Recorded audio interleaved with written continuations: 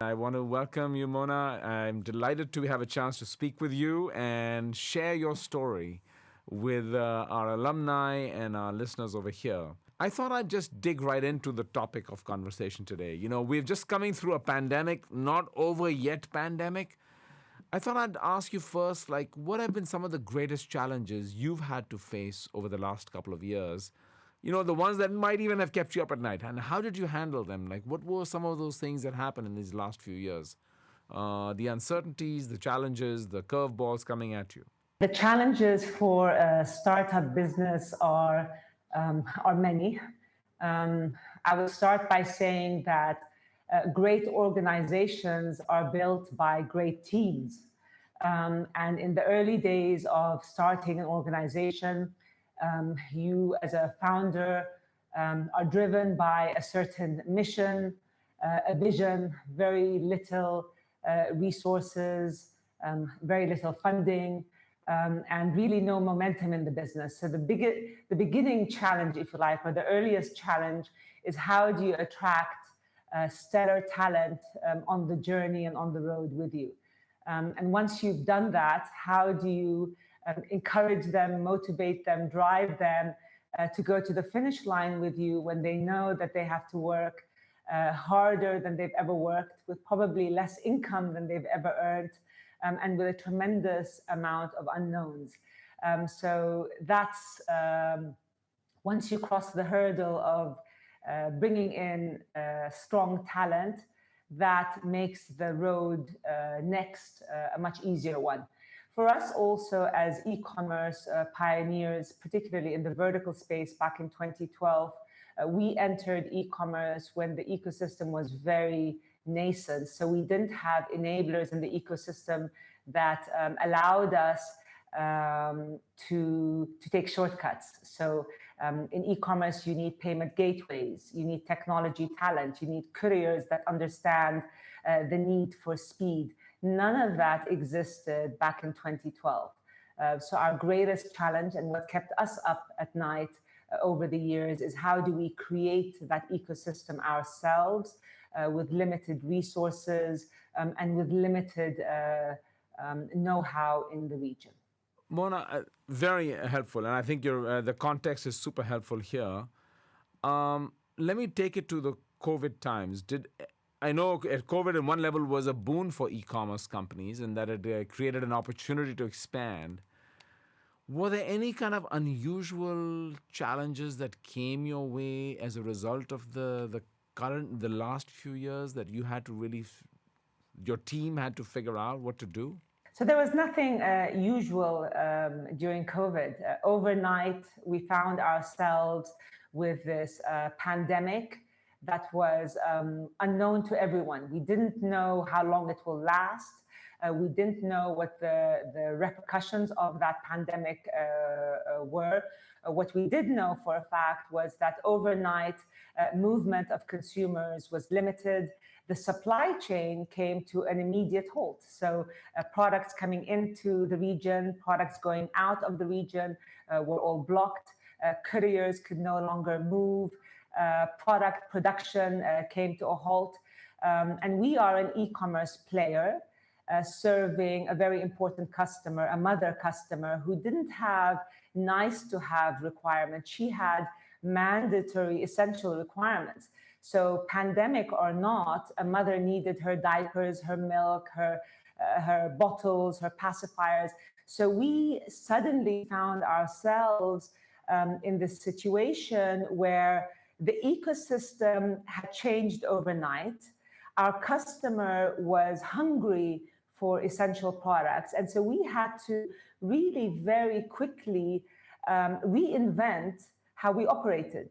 We had to reinvent how we operated through hybrid in office and at home. We had to become very creative on how we could source products, even though the supply chain was limited. We had to mobilize drivers from our internal staff because we could no longer rely on couriers. So we found ourselves from around March timing till July daily creating new processes, new systems, reinventing how we operate. And the status quo pre COVID is no longer the status quo today. It taught us that we were more creative than we believed we were. It taught us that our team was incredibly resilient. And most importantly, we felt that we were able to rise to the occasion to serve customers at a time when serving essential needs was paramount. And we were front and center in doing that. The last thing I'll mention again is, remember during the COVID period, everyone was scared. So we had our staff in the fulfillment centers, the pickers, the packers, the quality checkers, working 20-hour shifts. Everybody was cautious about the security measures. We weren't certain what restrictions would appear the next day. So again, a lot of uncertainty and a lot of reinventing ourselves in a very short period of time. So, Mona, what did you have to do to inspire these people to really step up? I mean, there were other examples I have heard where people walked out, said, I don't want to work. We have, saying, I don't want to do this job. I don't want to risk my life. I didn't sign up to risk my life and live over here, What do you think you had to do as a leader or your team had to do to kind of get people on board to say, look, we need to do this? Security and safety of our staff and our customers was first and foremost. We never compromised that ever. And we did not actually have a situation where team members wanted to step down. So that did not happen, luckily. But we were very vigilant about safety for everyone. We changed the way we delivered our packages. We changed the way we sanitized internally and externally. So luckily, we didn't have that issue. So, Mona, you use the word resilient, and I think this is a word that is used a lot these days to describe what leaders have to do. But every leader has a story. Like, how do we get to where we are? And I think I would love for everyone to hear a little bit about your journey into becoming a leader from early childhood. Like, what were some crucible moments you had? We all know you worked at P&G and Johnson & Johnson, and then you started your life as an entrepreneur. But what have been some kind of formative moments that really shaped your leadership, if you will, that really prepared you for being able to be resilient in these kind of crazy times coming at us? So I'm the one of 5 siblings.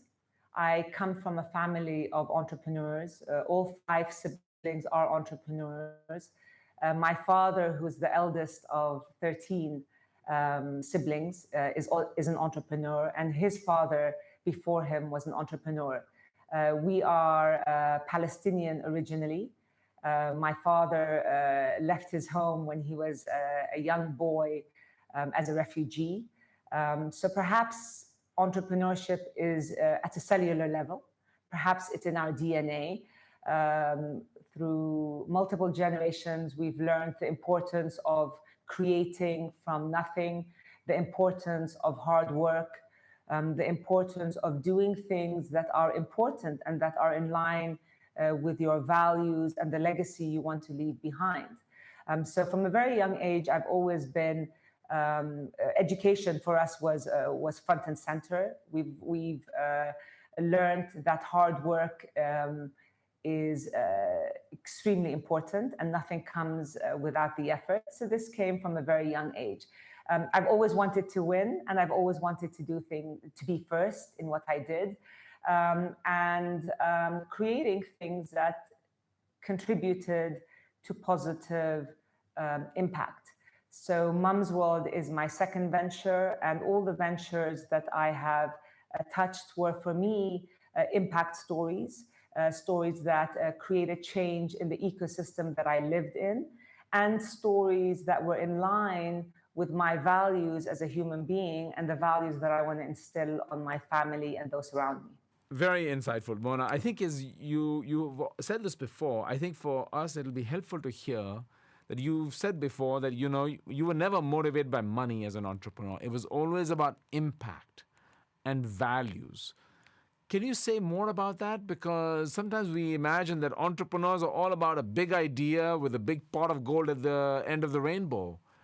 And you seem to come at entrepreneurship in a kind of a slightly different way. So maybe you could speak to that. Like, how does an entrepreneur imagine what they're going to create? And what was that like for you? So for me, again, I've always been driven by projects that I felt were important, were impactful, and were going to create positive change and in line with my values. Commercial success comes when you create a business proposition that creates value. So when you're able to solve important unmet consumer needs and do it better than others, have a unique proposition, then the commercial wins naturally follow.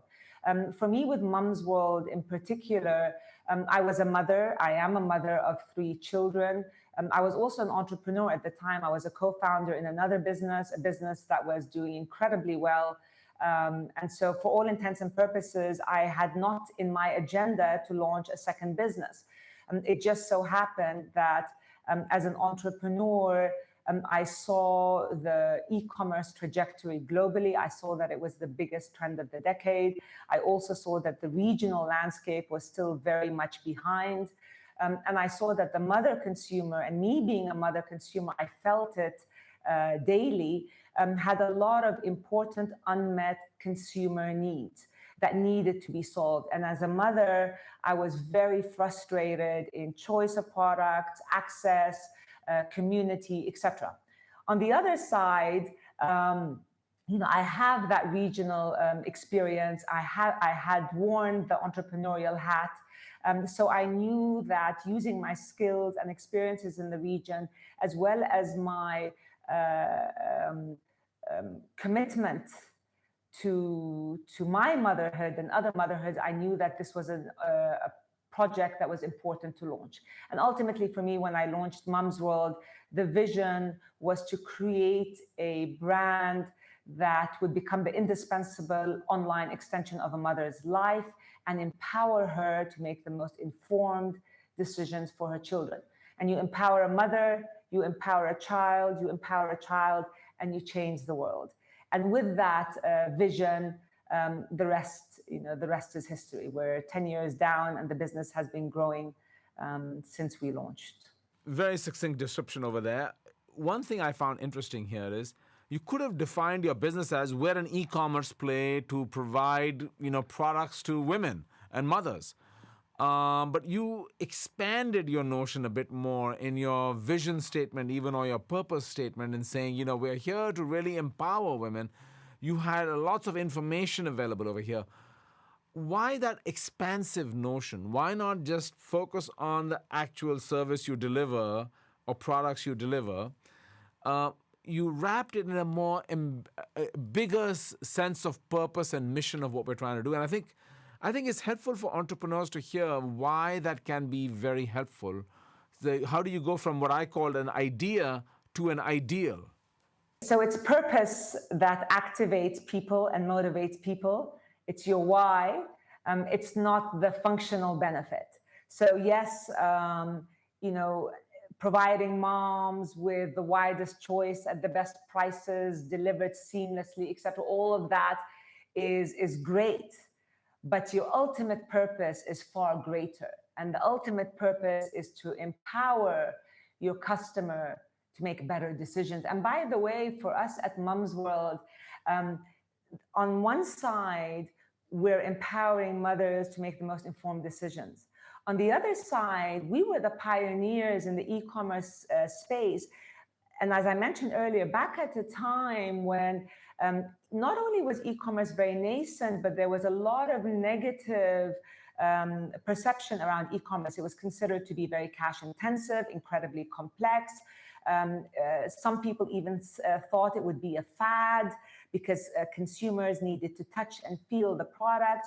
So e-commerce was an area that the majority of the region at the time thought was not a place to be operating.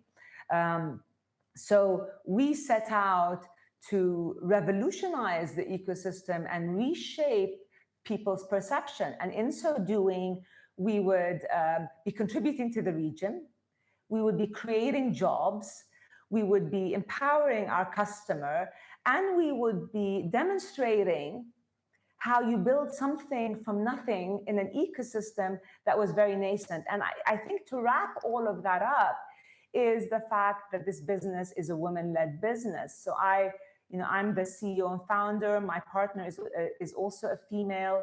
Our head of technology is a female. Our head of logistics is a female. Our head of Saudi was a female. So we really challenged traditional status quo and traditional perceptions on what is right and what is wrong. And in that, there's a trickle effect going forward.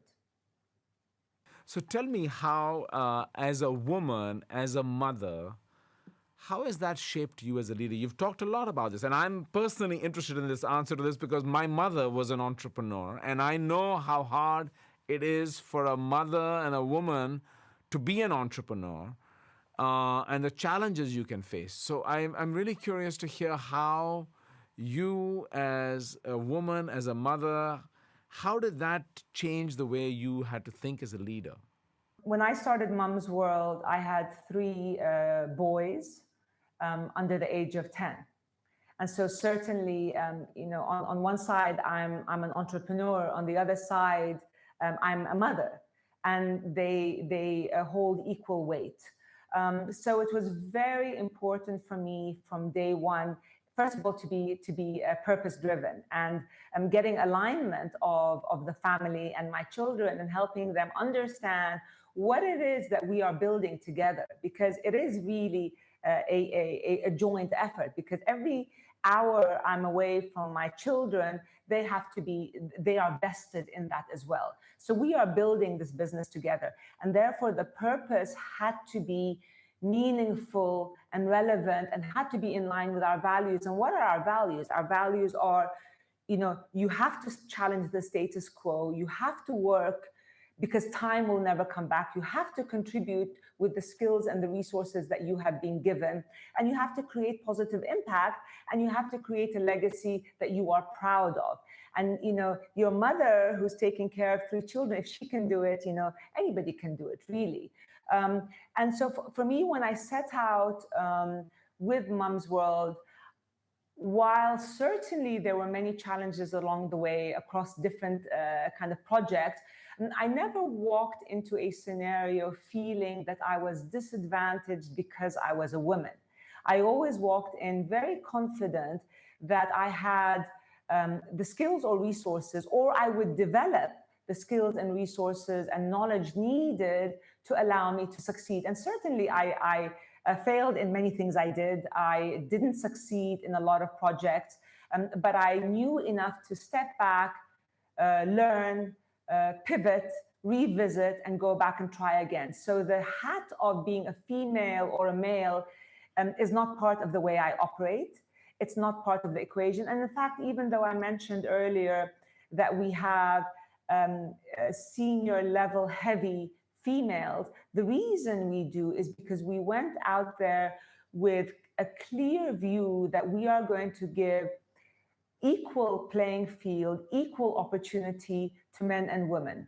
And we will give this opportunity to the person who is best fit for the job. And in these instances, it was always the woman for those particular roles who was best fit, even though she had children, even though she had to juggle, etc. Yes, absolutely. Absolutely. I want to ask you, one of the phrases you've used today and in your other conversations is the challenging status quo. And that seems to be something that is very near and dear to you. And one of the things we like to say is that to challenge status quo, you need to have courage. You need to have the courage because it does take courage to challenge status quo because it can be scary. So tell us a little bit more about how you came to this realization, and tell us about some concrete examples, if you will. I know you mentioned e-commerce as a stuff, but maybe some even smaller examples of simple things you had to do that really required you to think about how do you train yourself to challenge status quo? Because human tendency is to, we call it status quo bias. It's a human tendency to want to stay with status quo.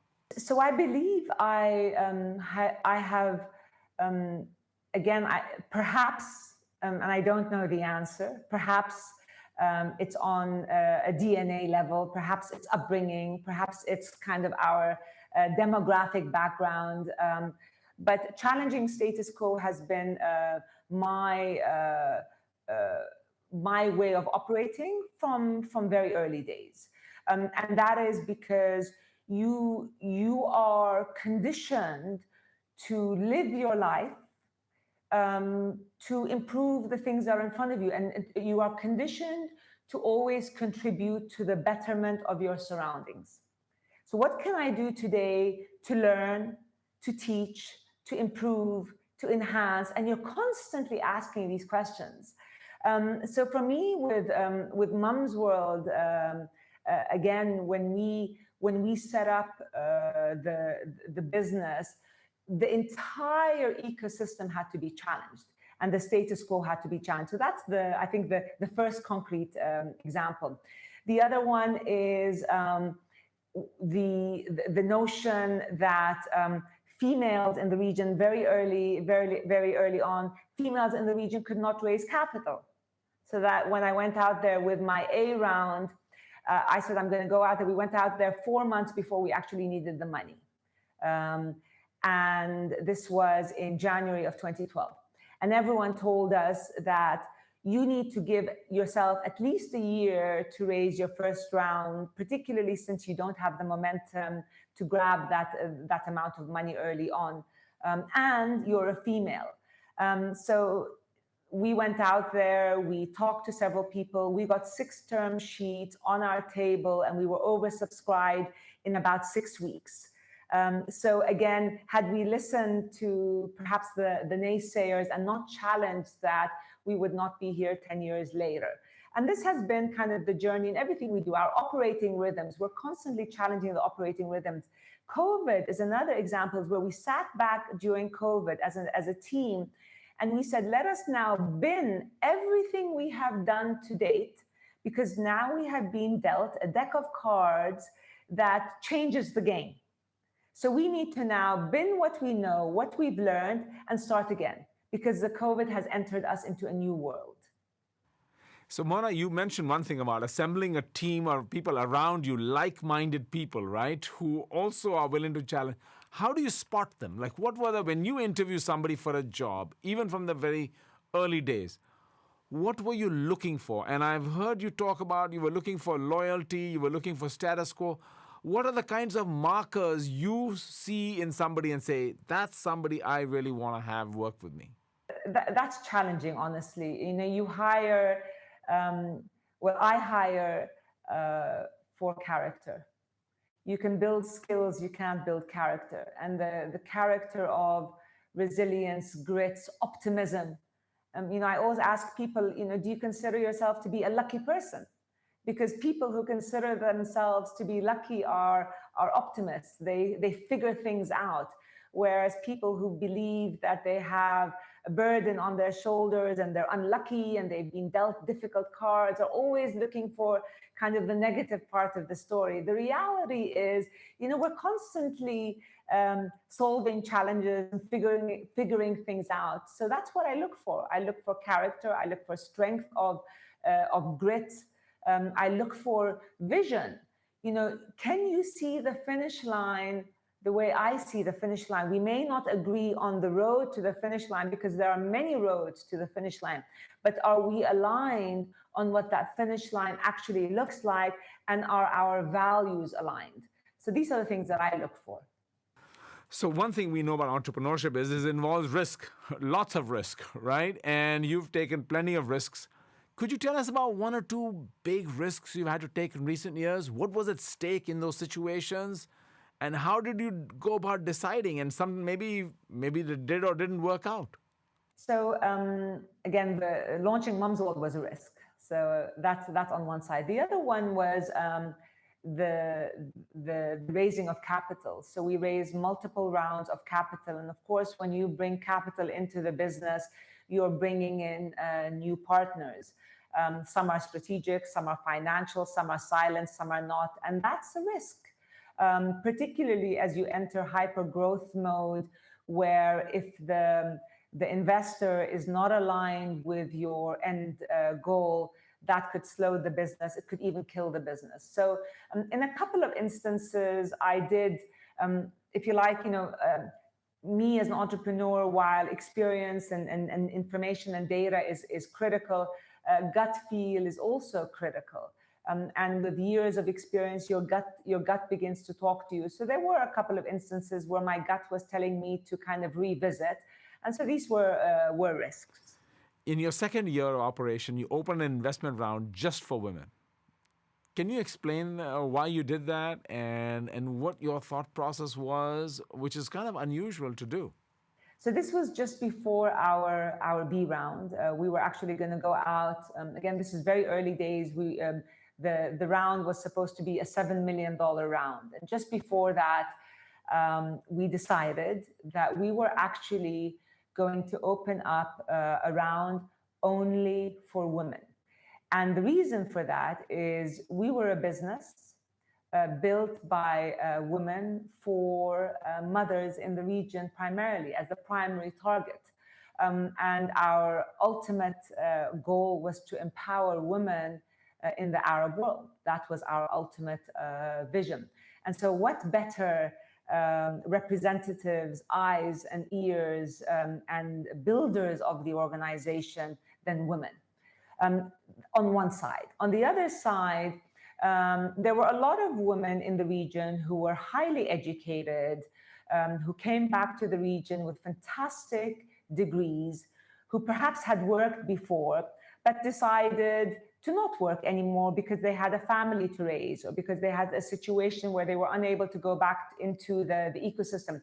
So we wanted to open opportunity for such women to come back and contribute to the business as contributing investors. We sent out a press release. We got a lot of traction from the first day. In the end, we ended up bringing on board just under, I think it was 9 women in total. 2 of them were stay-at-home moms. There were a couple of lawyers. One of them was a VC. Another one was the head of a women community. So incredibly impressive women that you wouldn't normally kind of tap into if you hadn't done something like this. And this opened a lot of doors because we now also had not only investment in from these women, but they really became our eyes and ears into the ecosystem. You know, you said about your vision being, or your purpose being, empowering women in the region.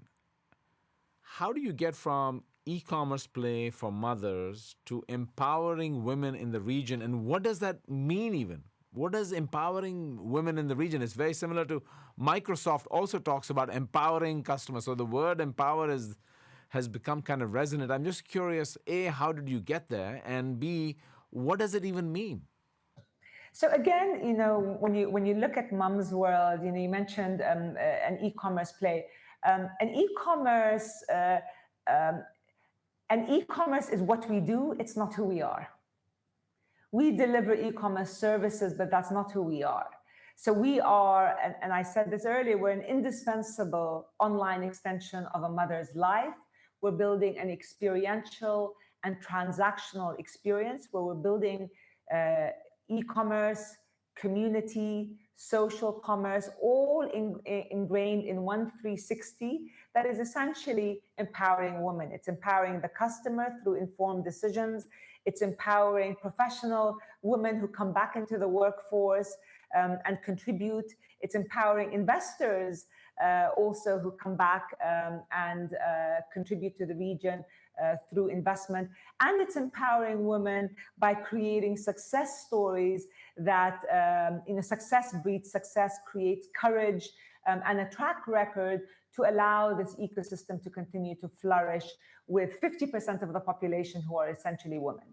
How do you convey this idea to new employees or ongoing employees? I mean, as you've gotten bigger, I can imagine a young team coming together saying, here's what we do and here's who we are.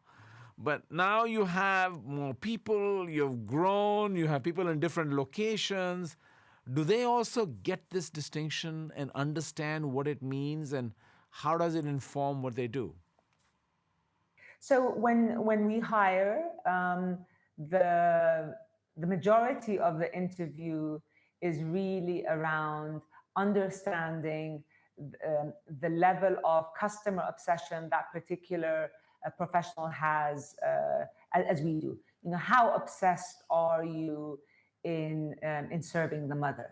How obsessed are you in empowering moms and women to make the most informed decisions for their families?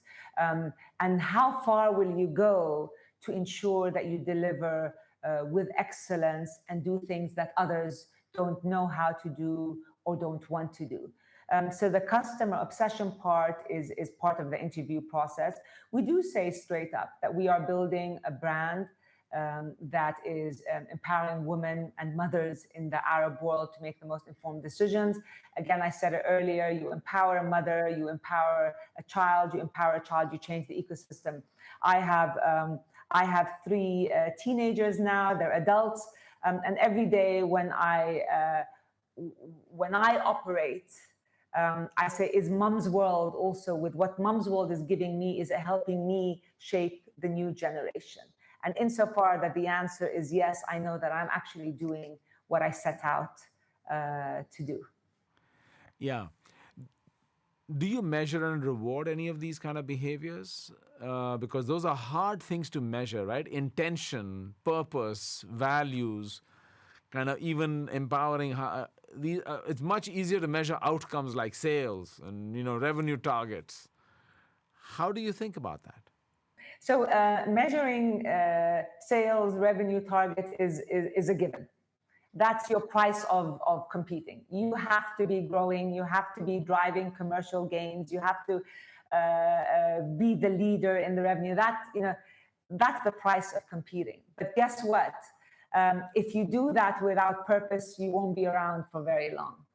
So anybody can build top line, and I always say this, anyone can build top line revenue. In fact, anyone can build hyper growth top line revenue for a short period of time, unless the brand has purpose and has a finish line that's creating impact around it, and that really doesn't only drive transactional success, but experiential, emotional activation of people, then it is short-lived. So how do you measure that? Again, it comes back to behaviors. It comes back to character. It comes back to grit. Are you able to survive times like COVID that are so difficult and that you're working 22-hour days? Are you able to survive that? You're only going to be able to survive that if you're empowered by the mission and the vision statement. Are you able to come to work every day and create revolutionary ideas and challenge the status quo? You're only able to do that if you're impassioned by the vision and the mission that's long-term. Very well said, Mona. I want to ask you, sometimes you do have to make trade-offs, hard choices. This is not good for short-term, payoff. Our revenue will take a hit, but we've got to make this investment. It's part of our purpose and mission. It's really who we are. It may pay off in the long run, but it's going to cost us in the short run. And a lot of people shy away from those decisions. Can you give us an example or two where you had to face such kind of hard trade-off choices, and what choices you made and why? On the flip side, every time actually, so it's the reverse, every time we've compromised our values and our ultimate vision, every time we've compromised that or taken shortcuts, it's come back to haunt us. So for example, when we said, you know what, it's too expensive in the short term to staff our customer care department more than it is today, because if you look at benchmarks, the benchmarks suggest that for every one customer, you should have X customer care. So we decided that we were going to compromise the number of customer care because of short-term commercial gains. Now, what happens to your customer in that instance? Your customer obsession value is compromised. And when your customer obsession is compromised in the short term, this has a long-term negative impact on the business. Similarly with hiring, we've had instances, and again, in early days when you are resource tight, you cannot afford high turnover. So you end up biting the bullet on team members who may not fit the way you want them to fit. So instead of letting them go, you leave them, even though they're not aligned with your mission and your vision. And invariably, when we have done that, when we have kept people on board who are not aligned with mission or vision, even though they are skilled and intelligent and deliver the short-term goals, in the long run, it's come back to haunt us. So the reality is, you have to be long-term viewed. You have to look at the long term. You have to make sure that you're driving your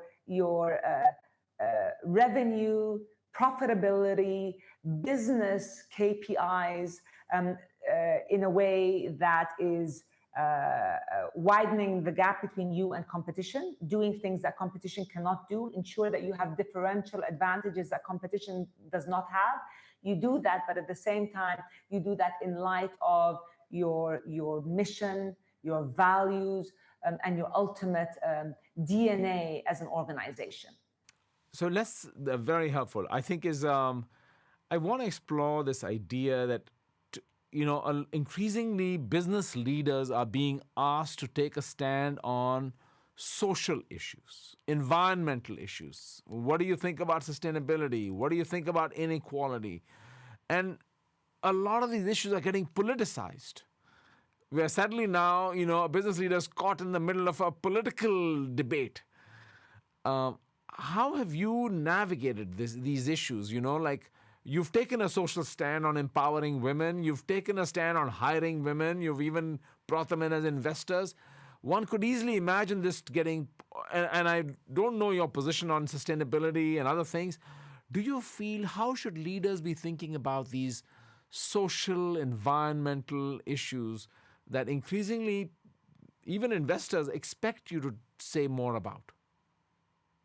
So for me, personally, when I look at social or environmental issues, again, they tie back ultimately to, as a leader, you do what is in line with your values. I mean, that's the reality. You cannot do something that is not authentic and that is not in line with your values.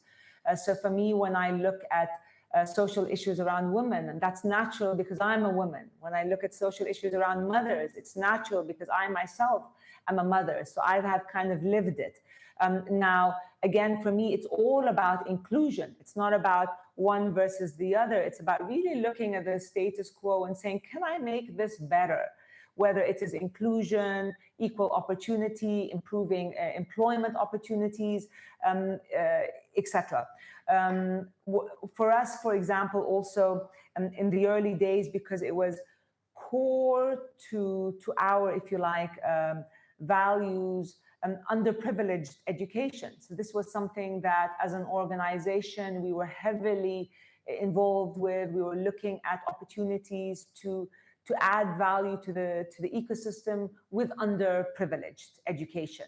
In the first 3-4 years, we actually mandated our team members to volunteer.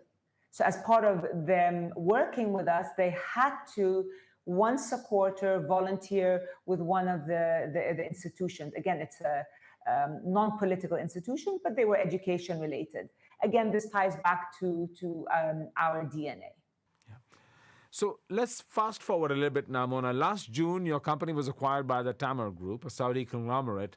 Why did you decide to sell the company? How did it affect your role and your company's purpose? And how did you talk about purpose in the midst of this transaction? So the Tamar joining was something that we're incredibly proud of. We've known Tamar. They were one of our investors from early days. They're incredibly progressive. They're a multi-billion Saudi riyal healthcare company out of Saudi. They're a 100-year-old legacy business. Their leadership is incredibly progressive, and they are aligned. They think alike, and they understand that the world of digital is revolutionizing legacy ways of operating. And they are now at kind of the forefront, understanding that they need to also revisit the way they've done things traditionally. Our relationship with them was always a very open relationship. For us, at Mumzworld, we were in hyper-growth mode. We've been in hyper-growth mode for the past 10 years. As you know, e-commerce, to continue its trajectory, it requires resources. We're very ambitious. We wanted to expand beyond the GCC region into North Africa and beyond. We had a lot of additional verticals that we wanted to tap into. So our aspirations, we're still at the start of the road. And we knew that in order for us to continue our journey, we needed resources and we needed partners that thought like we did. On the Tamil side, like I said, they were looking to kind of digitize their operations and come together with a digital pure play that can kind of work with them on that journey. And so the relationship was a very natural one. It happened very quickly. It was a relationship that was symbiotic.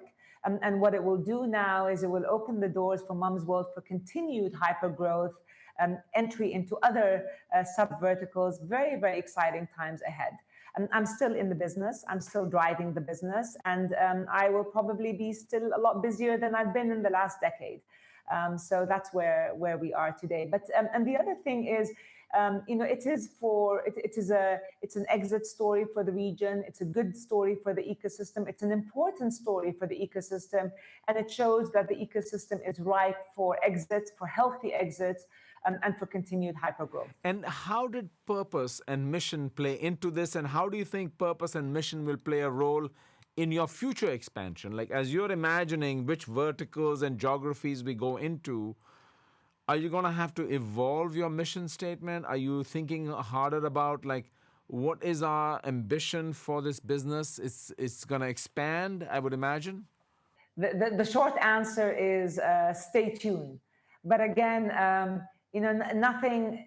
The prerequisite to anything is the finish line, the purpose and the mission and the values. That's the prerequisite. Everything else is secondary. We are aligned on the purpose.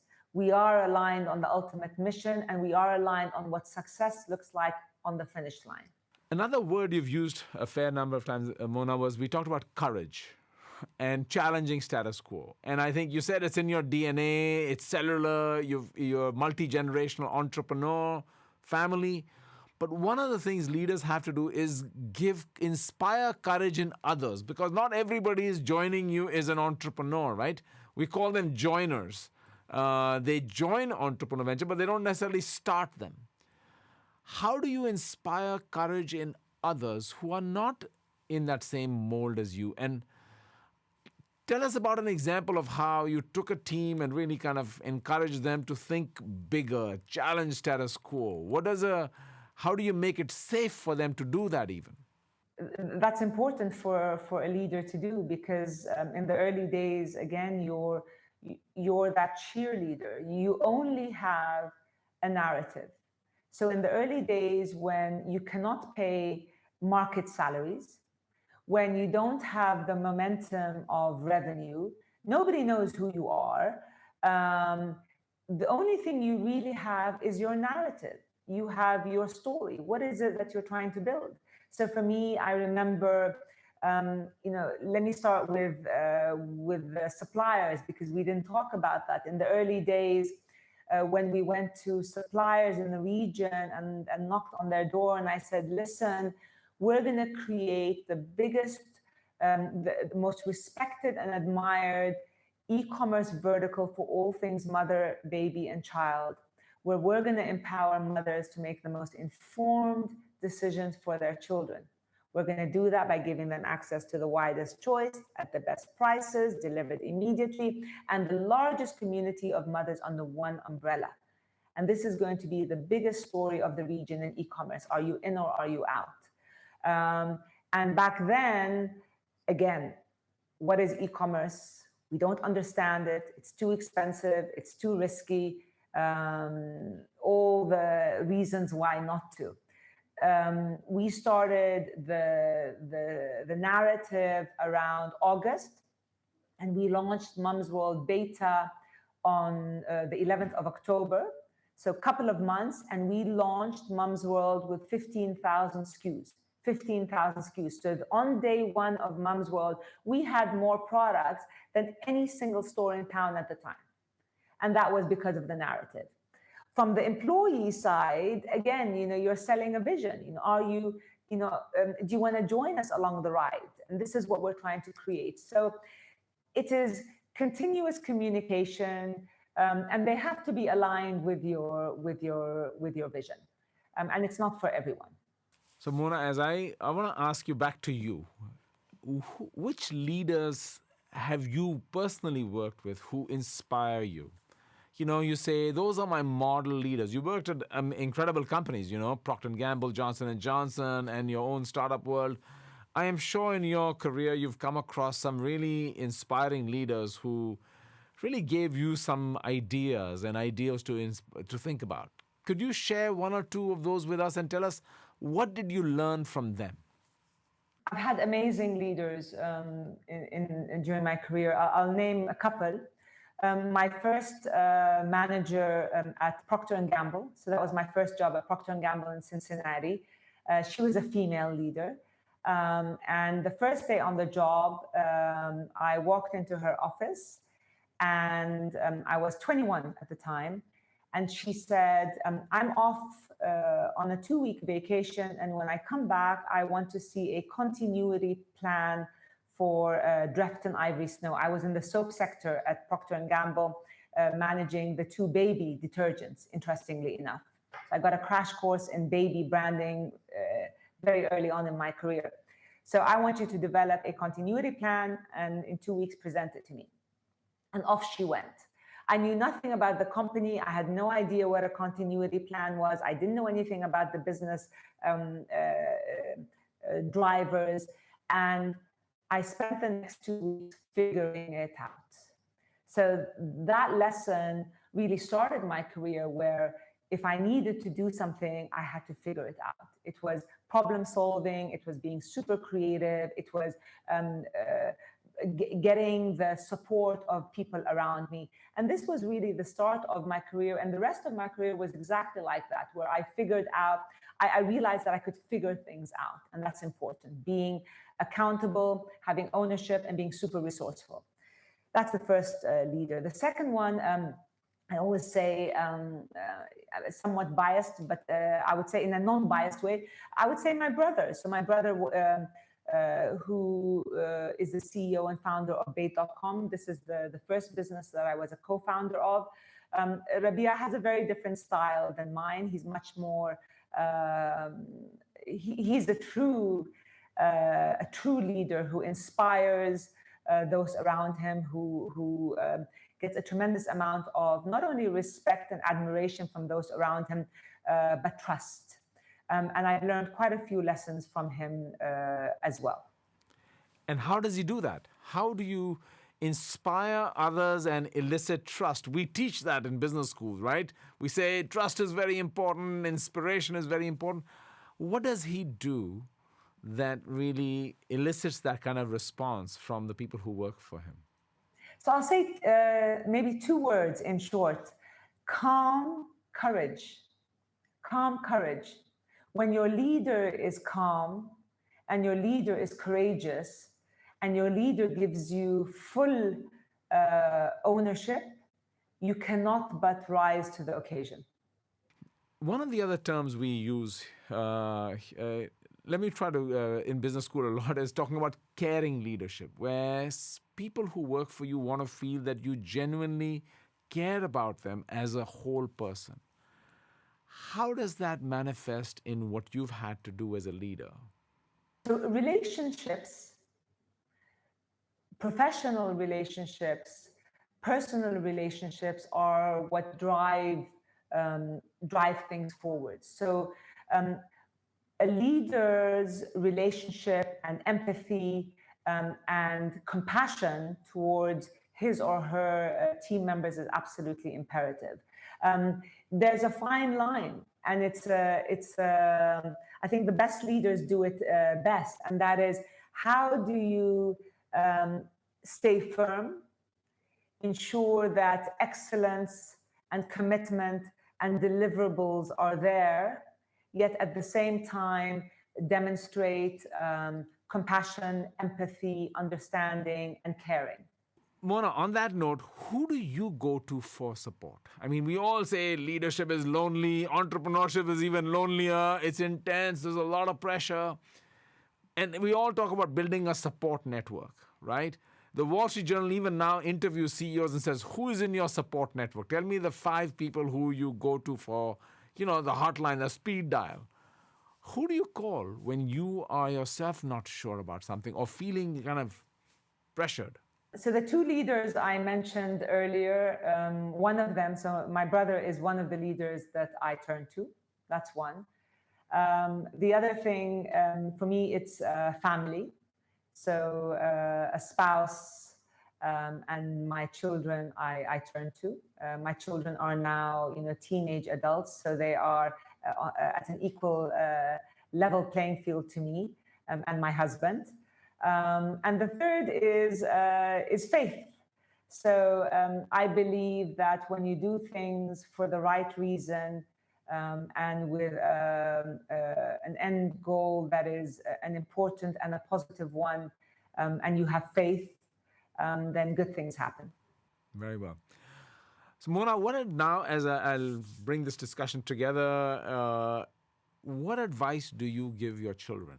And I'll share with you, what my mother said to me when she was running a business. So she was very successful. And I remember I was a teenager at that time. And my mother said to me one day over dinner, she said, Ranjay, my wish for you is I hope you never, ever have to work a day in your life. Now, the teenage me thought she was telling me that she had made so much money that I never would have to work a day in my life. And I told her that. I said, is that what you're saying? She said, no, I'm not saying that. I'm telling you that I never want you to feel like what you're doing is work. What you do needs to be an extension of who you feel you are. It should give you meaning and purpose. That was her message to me. I'm curious, how are you communicating ideas? Because I'm sure your kids have had a chance to see you build this business right on the front row. So what do they hear from you? So perhaps I'm not as kind as your mother. Look, what I tell my children every day is, first of all, don't squander time. Use your time wisely. Every second counts. The other thing I tell my children is do something of worth. Whatever it is, do something of worth. Do something positive for your life. If it improves you, if it improves those around you, do something that has value and that is in line with your values. And the other thing I tell my children is always know your worth. Do things for the right reasons and know your worth. And my older 2 boys have applied to colleges. They're now waiting for all of their college applications to come in. One of them got his top choice last week, so he's super excited. The other one is now waiting. And they're starting their life, and yes, they have seen their mother build from nothing, and they have seen what it takes, and the work and the commitment and the grit and the compromise. And I hope that they take this forward, knowing that life is about what you put out. What you put out, you get in. Do things for the right reason, and do things that are in line with your values that are positive. Well, Mona, I'll tell you from a very selfish standpoint, this has been such an enlightening conversation to me. I just finished this book called Deep Purpose about purpose-driven organizations, and I've come to realize that some of the most successful businesses are built from a foundation of purpose. And when you have purpose, it gives you courage. When you have courage and compassion, it allows you to really build something extraordinary. And so, I feel that, I wish I had talked to you when I started writing that book, not now when I have meandered my way to some conclusions. But I really want to thank you so very much for taking the time today to be with us and out of your busy schedule. Just so the people know, the alumni can stick around. They're going to get a little code. They can grab my book for free. So we're not selling the book. We're giving it away, hoping people will read it and be inspired by messages from leaders like yourself, Mona. So I really want to thank you again. It's been a pleasure having you today in our conversation, and I hope others will learn as much as I have. Thank you very much, Ranjay. Much appreciated. I enjoyed our discussion, and thank you very much for having me. Yes, my pleasure.